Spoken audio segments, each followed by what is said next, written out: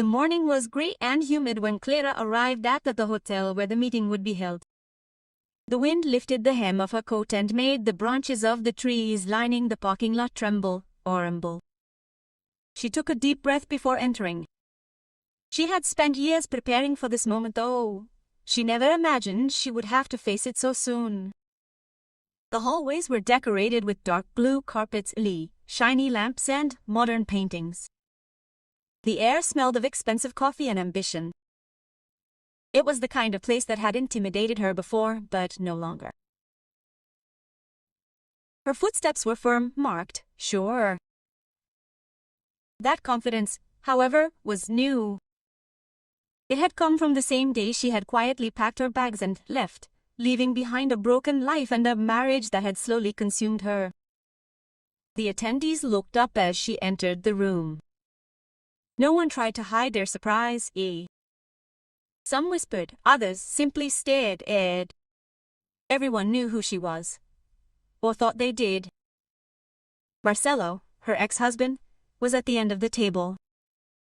Perfect suit, arrogant smile, gaze full of superiority. He was a man who always believed that the world belonged to him.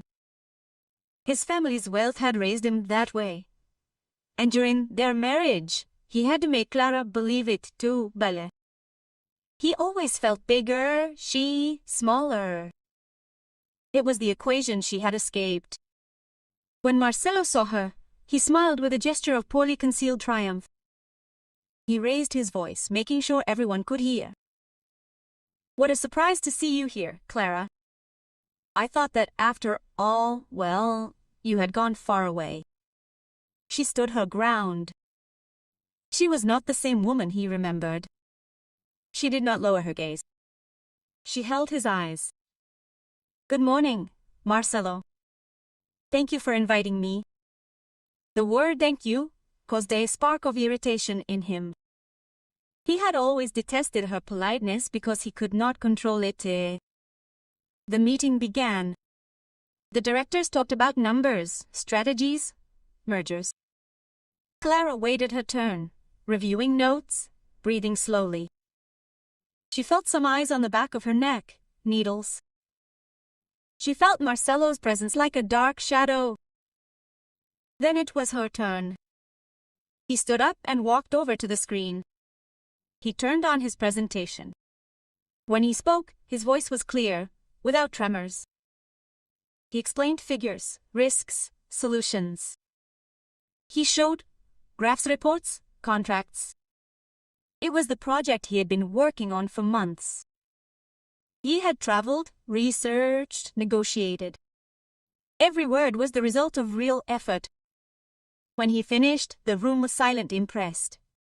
Until Marcelo clapped slowly, mockingly, very inspiringly. Very inspiringly. Really, although we all know that your business skills were not exactly what defined you in the past. Discreet laughter. But I suppose a presentation is a presentation. Clara felt something old stir in her chest. It was not sadness. It was memory. For years she had lived like this, little stabs as disguised as jokes. But this time she was not alone. This time she would not hide. My skills did not depend on you, she replied calmly. Not then or now. Marcelo raised an eyebrow in feigned surprise. Wow. What a character. Loneliness has changed you. I am not alone, she said. He burst out laughing. Don't make me laugh. Who would accompany you? Someone who could stand you? I doubt it. I've had enough experience with that. The room tensed.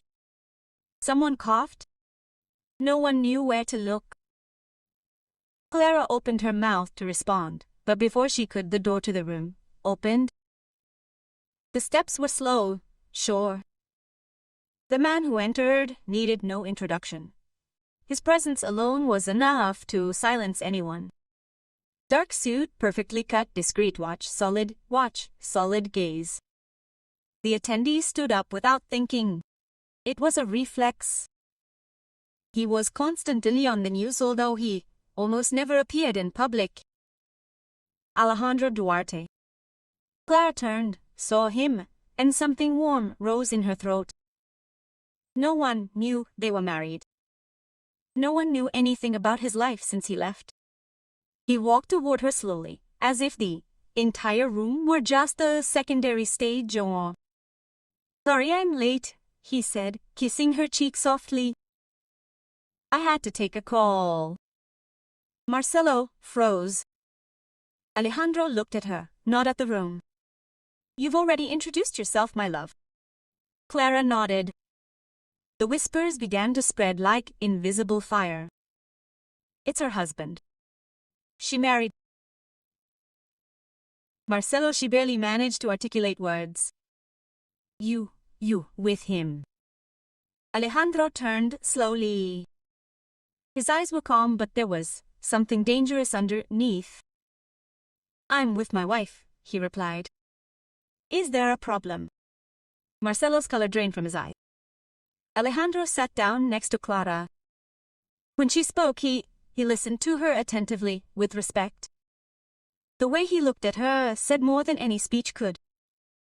When the voting began, Alejandro raised his hand first.